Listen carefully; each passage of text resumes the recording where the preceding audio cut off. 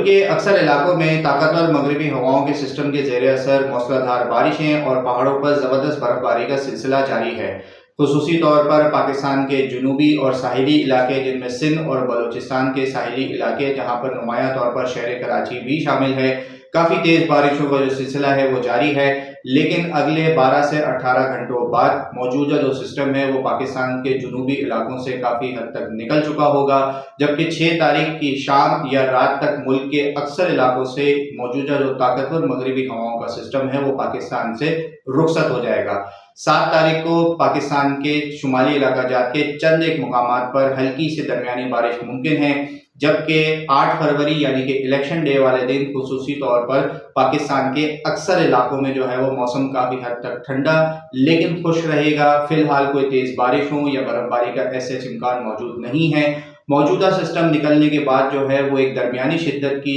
सर्दी की लहर पाकिस्तान में दाखिल होगी, जो कि कराची से कश्मीर तक असरअंदाज होती हुई नजर आएगी और इसके ज़ेर असर एक बार फिर दर्जे हरारत में काफ़ी हद तक कमी देखने में आएगी।